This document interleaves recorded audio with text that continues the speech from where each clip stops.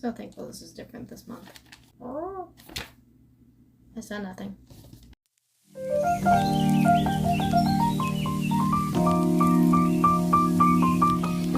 Hello, my lovelies. Welcome back to my YouTube channel. For those of you who don't know me, my name is Jamie. Today we are going to be doing our book page of the month. So we didn't do this in December because the book page people just decided, I guess, to go through and do all the books that they had for 2024. So it was kind of useless to all of us. It was not helpful at all. We finally have an actual version. I already flipped through. It's not like anything, you know, like it was last month. So we got a brand new one. We're going to go through and we're going to see how many new books we can get out of this. I've heard about a lot of them, especially for January. I've heard different authors from different people. I'm looking forward to seeing my favorites in here. Ones that I probably haven't even heard of, not even from other people. So that is going to be our goal today. We're going to be flipping through here and see what we can find. For those of you who don't know about Bookpage, Bookpage is a magazine subscription for all the new book releases that come out every month. That's what this is. You guys can find them. I usually find them at Books A Million. Certain libraries have them. Other bookstores, big name bookstores, sometimes will have them. I never know. But Books A Million, at my store at least, I find them. And if I don't find them there, it's at my library.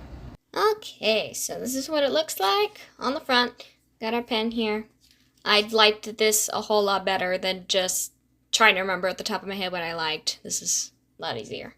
As of course, for our first page, we always have the merch. They try to advertise either their Christmas books, something for Book of the Month, or their Books A Million, some other thing, advertisement that they put over here. I always love it when they open with the whodunit page. It's like, you guys know me so well. Looking at this, I've seen Robert Craze a bunch of times. I've known about the Elephant Burke. I've known about this one for a while. Invisible Felix, I haven't heard of. I read a little bit of the description. Not really interested in that one. Lost House, however, when I read about this one seems interesting. So this one is about a double murder that rocked Iceland. Agnes, the American granddaughter of the presumed but not convicted killer, goes to the small town of Bifrost to participate in a podcast about the homicide. She has always believed her grandfather to be innocent, but she is in the distinct minority. After her grandfather's slow decline and death, Agnes has decided to visit her ancestral homeland for the first time in an attempt to get some closure. As if in response to grim anniversary, a local girl goes missing in the harsh Icelandic wilderness. Suspicions of foul play abound, and the buzz around town that is about least connected to the 40-year-old cold case. The characters are all conflicted and vividly drawn. And yeah, we're gonna look into this one. This is a new author for me. I haven't read anything by Melissa Larson. I'm going to give this one a try. This one's still pretty good. Next, we have one that was on the cover. I've seen this one a little bit, so we're gonna add that one. Naming of the Birds. Hang on, I'm gonna find out what that one's about.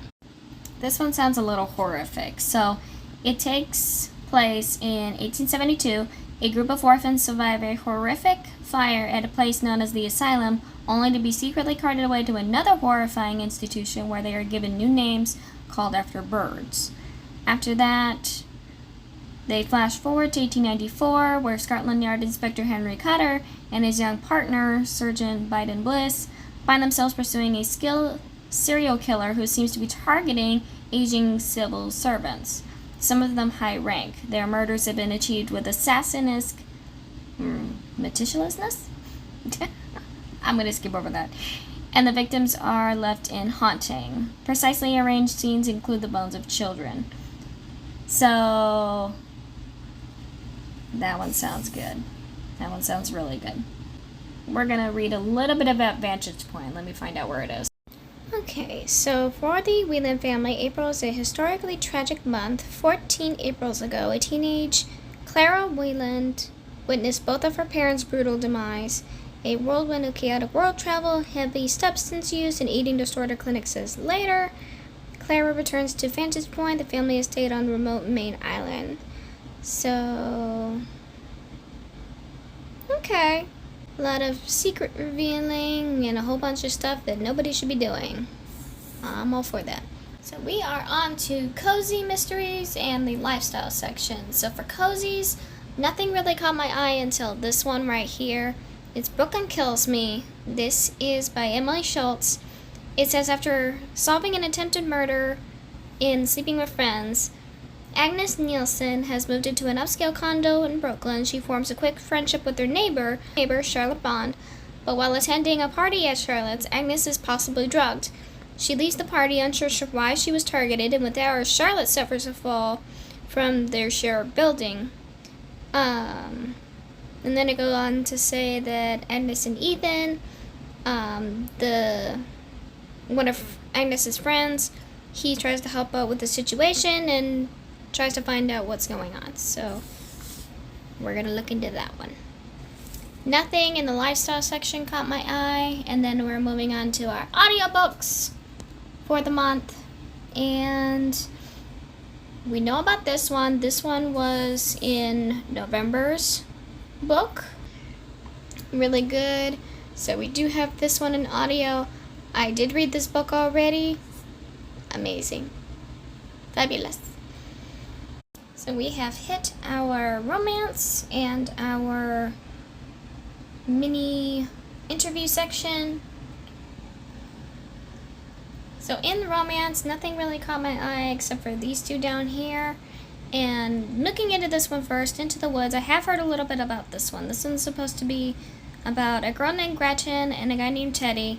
She is ready to give up on man. She wants to focus on her dance studio, but she goes to a camp for artistic teens and she meets Teddy, who is a songwriter. His band recently just broke up, so they're like, well, why don't we just give this a shot? And they go through a bicker.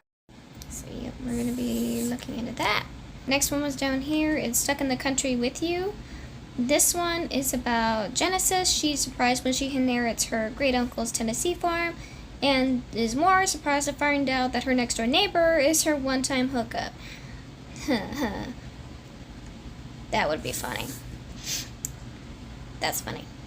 So this interview is about the author who wrote Four Ruined Realms. I have not read this one yet, so I can't exactly mark it, but this is just little questions that they asked her, and little things like, what was the last book you checked out or bought? Things like that. Page behind it was another Behind the Book interview. This one is about Lauren J.A. Bear. I haven't read anything by this author, but looking at this seems like a really, really nice cover. This apparently is about a Princess Rhea. She has everything literally ripped away from her. She's mourning the loss of her mother and her brothers, and she's seen her father stripped of his throne. So she has to face her very power-hungry uncle and derogative any power that she used to have. So she does have a secret. The night before she is committed to the virgins, Rhea takes on Mars, the god of war, to her bed and violates her vows, and will birth one of the most powerful empires the world has ever known. I have a feeling this is historical fantasy. It's like tying in the, hang on, this pen's going on. There we go. Okay, so I guess it's combining both fantasy and historical aspects of it, so this may be worth looking into. Next, we're just doing a couple of feature books. I've heard about this author many, many times. I haven't read anything by either of these yet, but I'm going to get to her a little bit later. James Patterson just came out with this yesterday. So this is apparently the sequel to the Holmes, Marple, and Poe. I haven't read this one yet. It's one of the very few things I've been interested about James Patterson. The rest of them, they kind of just don't interest me anymore. So The Stolen Queen, I already have that ready to go at the library. I'm just waiting for my loan to get here. Personally, I'm really, really looking forward to that. So this is really the only other one that I know about, just because everybody's been talking about this one. A couple of my favorite YouTubers love this author. I haven't read anything by them yet. I'm not ready to just yet. I want to finish a couple more authors before I start doing a whole bunch of new ones. But other than that, that's all I got for January. So here we got another interview. This one, I do admit that I have no idea how to pronounce her name. I feel bad about that, but I will definitely look into that later. This book, Death of the Author, I read, it's over here, but this book has me interested. So fired from her job as a professor of writing and on the verge of needing to move back in with her parents, Zelu has lost control of her life. She is disinclined to pick up the pieces in a way that would satisfy her family, from whom, is considered merely ordinary. She turns back to her writing. Takes those dark moments in a piece of science fiction and set in the aftermath of humanity's extinction. Upon publication, the novel captures the entire world's imagination and it quickly becoming a bestseller and almost immediately being optimized as a movie. But the consequences of Zelu's rise aren't all dreamy as they appear. As they ripple out, they change her life forever, causing her to rethink her relationship with her writing. This, it seems like it's going to be a lot of author talk. I don't read very many of those, and I think everyone can speak with me saying that we get a lot of readers, we get a lot of editors, but we don't get very many author stories. The only other one I've read recently was Beautiful Ugly, and it just wasn't the same thing. It was like having an author, but most of it was about his life, not necessarily his writing or him creating the book until like later in the story. We're really interested in this one, so I haven't heard of it. I have now, and I guess I'll be looking for it. Alright, we have a Great Expectations page. These are all ones that are going to be most anticipated throughout the year, and a lot of them are authors we've heard of before. I am already seeing a couple of names that I have not seen in a very long time. Markus Zusak, the same author who wrote The Book Thief. This one is a little bit more of a nonfiction, it looks like. His wife adopted 2 so-called difficult dogs and later a third. In his debut memoir, Zusak tells the story of his writing and his family life through these beasts. This is like a memoir from Markus Zusak. This is going to be really, really interesting. This is actually one of the few memoirs I'm looking forward to reading. Okay, so moving forward, I have heard a little bit about Skin. Ibi Zoboi, she's one of my favorite authors that I read anything from. Same thing with John Green. I only have one more John Green book to read. It's Let It Snow. And then I'm completely done with his books. So, this one, it's supposed to be just using his platform to address policies and regulations regarding tuberculosis. I already don't know much about it. I'm hoping that this will give me a little more insight into what that is. Skin, in particular, this is about a book about 2 girls grappling with the magic that they have inherited as witches, and they shed their skin in order to fly into the night and feed on human blood. So this is kind of like a vampire / witch kind of combination. I don't know how to put it, but we're gonna get into that. Sunrise and the Reaping, need I say more? Moving forward with more anticipated reads, I know everybody's looking forward to Emily Henry's newest book. It's about another aspiring novelist, Alice, and another acclaimed author, Hayden, and they compete for the chance to write the life story of an infamous heiress. Carl Hyacin, he's coming out with a new one. I haven't really read any of his books either. The only one I'm seeing by author that I know is King of Ashes. I haven't read Razorblade Tears. That is one of my books that I want to read for 2025. I want to see how good his writing is, so I'm going to look into that one. We have an Amy Bloom, and then we have a Julia Loff. None of those really speak to me, so yeah, we have a few. It's better than nothing. And up next we have what it looks like our hold list. This is just a whole bunch of nonfiction. And then over here we have our next author interview. So this is How to Be Enough by Ellen Hendrickson. This is a self-help book. Yeah, I think this mostly is going to be tackling perfectionism, self-acceptance, how to treat yourself. It seems very interesting. I'm not one for self-help books, but this will be one I would be interested in. Alright, so up next, these are a couple of... I know that a lot of these are book of the month, so... Homeseeking, this was an option, I believe, last month to get. I got Beautiful Ugly instead. This one, I was interested in getting though, so it was a very hard decision. This story just seems all types of sad. So this one is about it's a star-crossed romance that it spans over decades. Suchi and Hwan's story began when they're children in Shanghai in the 30s. Their relationship blossoms into romance in their teens and is interrupted in 47 when Hwan enlists in the Nationalist Army. Suchi and her older sister are sent to Hong Kong to escape the Civil War, and the communists ultimately prevail. Separated by conflicts both internal and external, Suchi and Hwan sacrifice their youthful dreams to build parallel and occasionally intersecting lives. This just seems sad. But it is one that I told myself that I would read. My pen is not cooperating today. Alright, I read up a little bit on this one, The Unbecoming of Margaret Wolfe. This one is about Margaret. She moved to New York and made it. She is a Shakespearean actor. She performs off-Broadway and on in a company mostly of Shakespearean players. So her main friend is Eddie. He's the, person who helps Margaret get jobs and manages everything. A new actor, Wesley, joins the company, and the two women do some digging and find out that he is a former film star from the UK.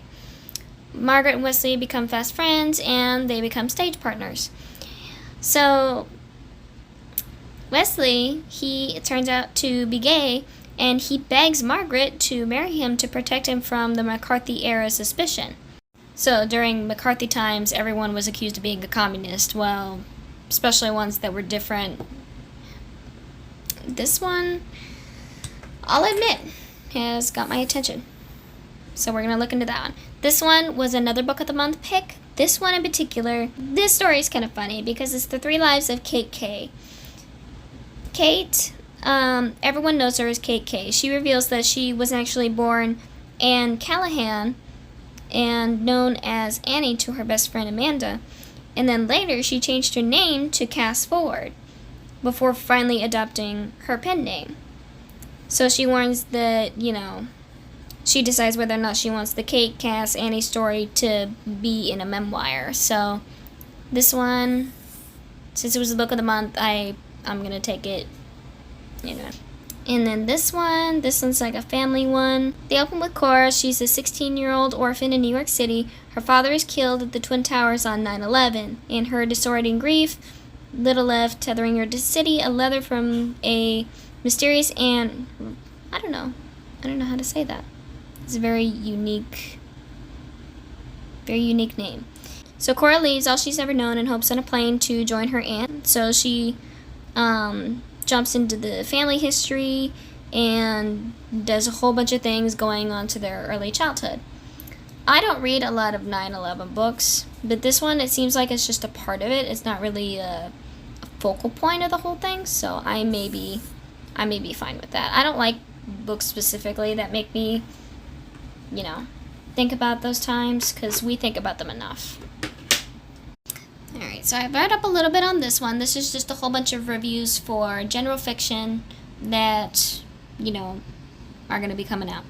Definitely Better Now by Ava Robinson. This one sounds intriguing.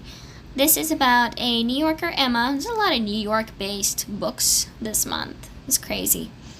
Her sponsor's restrictions on dating has lifted. She is ready to meet someone, and Ben, the sweet guy in her IT department, seems too good to be true. So Emma believes her life is definitely better now, but some things remain unchanged. Like the way she hides her personality at work, her mother's relentless matchmaking, and also she's hesitant to open up about the acknowledgement of her sobriety, and she wrestles with the guilt and the shame of it. So we're gonna dig into that one, and we'll see. Okay, so moving on I read this one. This one's kind of just like a boring fiction about people's lives. I'm not really going to go much into that one. Bluebird Day did get my attention, though, by Megan Dady, or Taddy, however you're going to say it. But it is about Wiley and Dan. Dan is Wiley's boyfriend. They have been training for a body fest duel competition in Berlin, and she sees it as a chance of redemption after quitting skiing, a decision that actually fractured her relationship with her mom. But then an injury hits Dan from a two-person competition, so she turns to her mother. So as it happens, Claudine, which I'm guessing is her mother, her bad knee ended her own skiing career, is in Switzerland trying to find closure of her own shame. So because of that, the two women are faced with their own insecurities, but they go through and do the competition and see if their relationship can be salvaged. So this sounds like a mother-daughter one. I haven't read very many of these, and I've been wanting to get more and more into it. So we'll see. I don't know anything about Brooke Shields. I don't even know who she is, to be honest. So we're going to skip that. And the other two I'm not really interested in. So we're going to move on. Okay, so moving on to the next page. This is a combination of different kinds of nonfiction. This is a biography about Thomas Wentworth Hugginson. He was a Civil War Army colonel. He led the 1st Black Union Regiment and corresponded with a couple of people like Emily Dickinson and other people. So that's what he's about in the 1800s. Cold Kitchen did catch my attention a little bit when I was reading about it. It's a memoir. This is Carolyn Eden's memoir. I don't really know much about her, but the book itself intrigued me. So she would travel to Istanbul, Lativa, Warsaw, Poland, all those other places. And it says you don't have to have a love of cooking to enjoy this collection of essays. It's pretty much what it is. It's an essay collection. But she also includes some recipes that she found on her travels. So I thought that was cool. It'd definitely be worth looking into. The Dirtbag Queen, I looked into that. I'm not really interested in that, so we're good. And then we just have 2 books randomly on the page. All the rest is just words. Embers of the Hands. This one's about hidden histories of the Viking Age. It seems interesting, but knowing me, I don't do well with these kind of nonfictions. May give it a try later on. We're going to have to see. It's a possibility. So we're continuing with the nonfiction. So this is a secret history of how the kits got started. Forgotten Sense, so talking about the sense of smell and, you know, other things that it ties into, because you think of a smell, you get memories from the smell. So it's thinking that, you know, they're interlinked somehow and that there's a forgotten sense involved somewhere in there. And then Sinners All Bound, this one, it looks like it's a true crime one about Hester Prynne. So nothing really catching my eye on this one.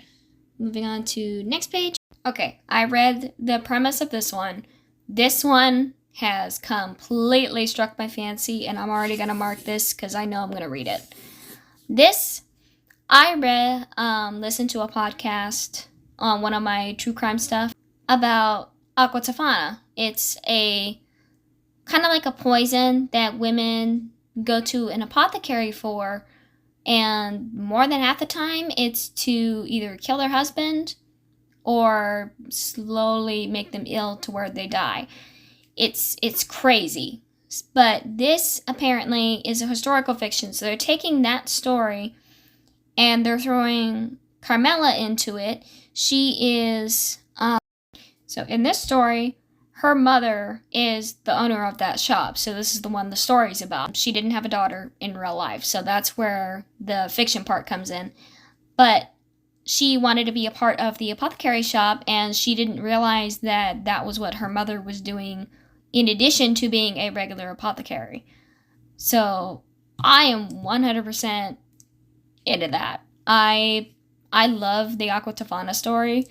And for those of you who have heard about it, I'm sure that you guys are going to love this too. I have never heard of this author before, but apparently Blood, Water, Paint, she wrote that too. I haven't read that book, so I don't know. But I'm very intrigued that this is actually under young adult.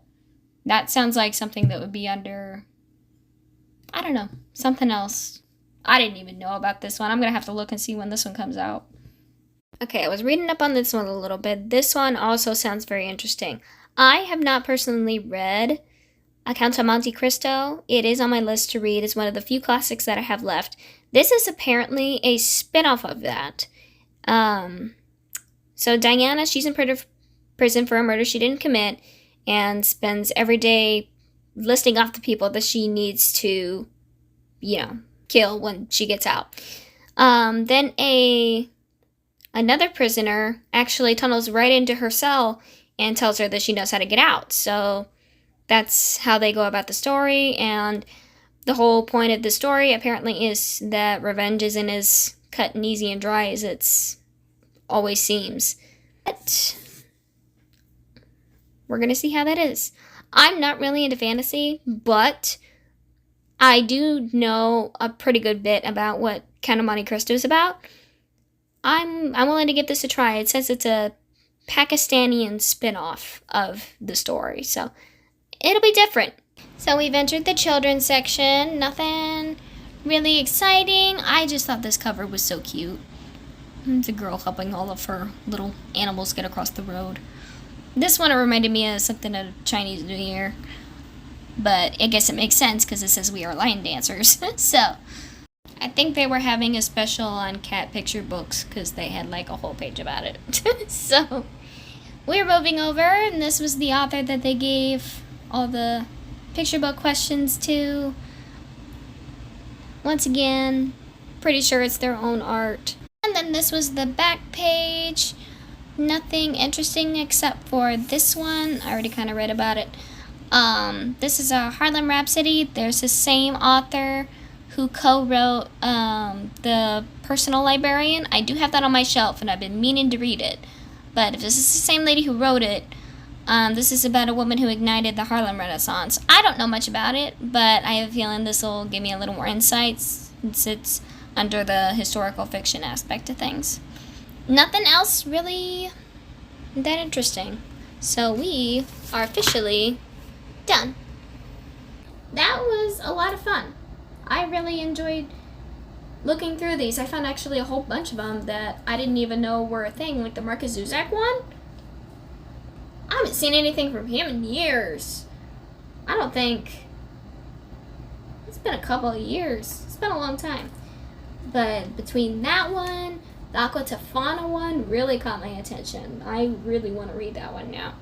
I already knew about the Fiona Davis one. The Death of the Author one, I'm going to give that a try. I didn't know about John Green's new one. So that'll be something interesting to go through. But that is all I have for you guys today. I thank you guys for joining me and looking through more 2025 releases that are going to pop up throughout this month. I really enjoy doing these. These give me a whole new insight to other things besides just the popular ones that are out right now. Yeah. You guys have a wonderful rest of your week. I will see you guys on the weekend. I figured out finally that I will either do Wednesdays or Saturdays. Those are the days I have been falling pretty evenly on, so we're gonna stick with it.